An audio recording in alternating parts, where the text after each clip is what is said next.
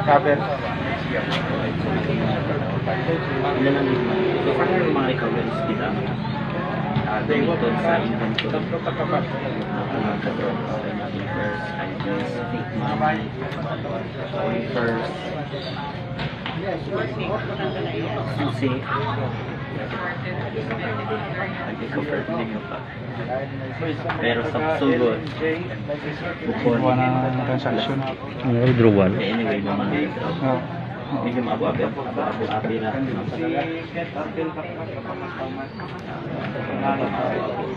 Pangalan to Nalaunan. Ronan, Nalaunan. Padala? Padala siguro. Padala o printa? Hindi ko makuha kung kalibo. Sa kalibo ko yun, sa kalibo nga Cebuana. Resibo rin, sir. Cebuana nga rin sa, kung sa kalibo siya, ng transaksyon. Kalibo nga Cebuana. Iyan ang name, sir. Wala sir, hindi ka ra. Lain ka. Kalibo nga transaction. Kalibo to, branch Kalibo to, Cebuana.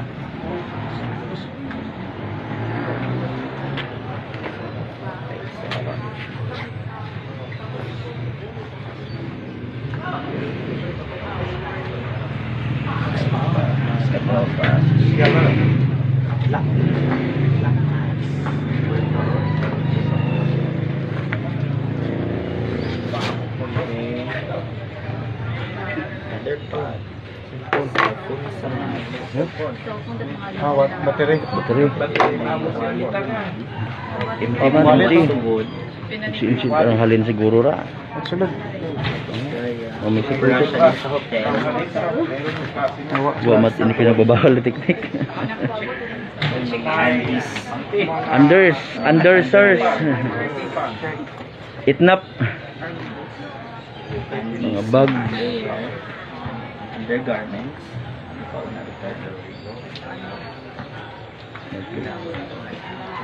Uy, bago t-shirt. Oh, haron. Ay, bago pa ka. Bago pa oh. Aba, oh, may mga tag pa oh. Oh, bago pa. Oh, haron naklaro bukod piki. Bukod piki.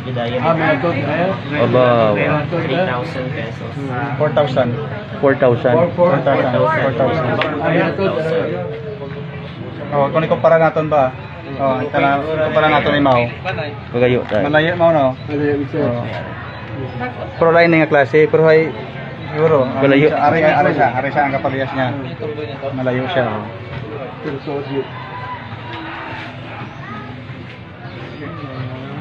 Last bag do yun no?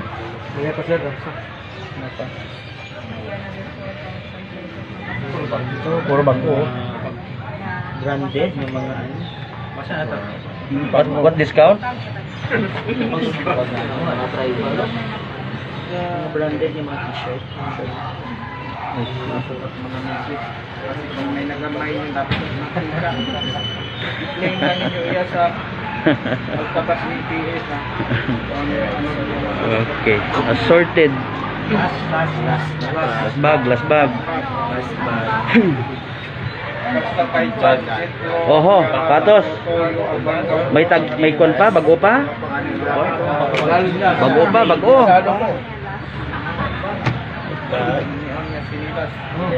Okay, puro bago. Puro bago. 1 year to pay.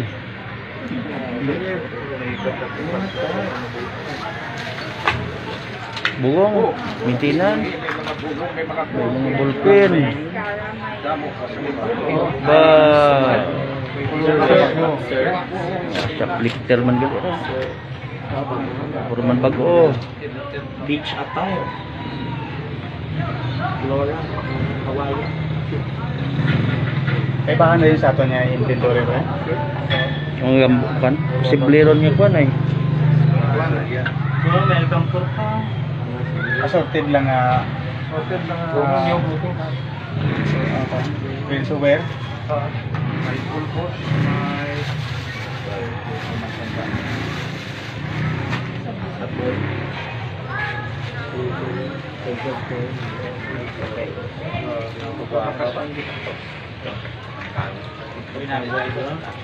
Okay, paborito ko ang kawat mo.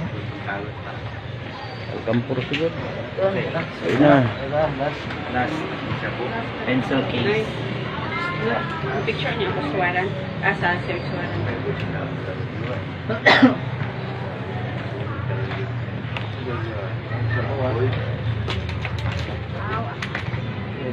Ako'y ang alcohol.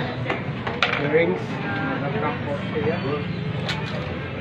So karon, do mga Tuloy na. recovery. Sula na tanan. So, saan sa ito niya ba? Recovery, inventory natin. So, amat-amato na ito niya siya segregate pasunuron para sa pagkasta natin sa ating inventory. Ay tanan nga items, posibilidad natin nga mambal nga base hindi niila. Maliban lang sa isa dire ka ID nga nakapangalan man sa isa sa aton yung mga suspect, driver license niya. Okay. So siya lang ang may isa diring ID nga nakapangalan. Maliban sa iba, tanan yung mga ID makita ninyo is wala sa nakapangalan sa aton nga subject nga mga suspect. So tanan ini iba-ibang address, hindi natin mambal base kung sa diin nakalalin, kung ila man yung mga nabiktima dati o kung base kung mga nakilala nila nga nakuhaan nila. Counter talaga. Do you sir nga ID sir ano? Pati mo tag nakapiyansa. Daya sir, imo sa or sa pagkasayod ko, muna sa daya sa ang nakapiyansa. Imora nakapiyansa ito kasi sa ay lang siyam, isa lang ang nakapiyansa. So doya reconfirm namon kung siya gid man para sigurado. For most likely siya gid kay siya ini ang patandaan ko nga nagambal nga mapiyansa sa. Initially sir, anong treatment ka ra sir sa mga peke nga kwarta? Anong desisyon ka ra?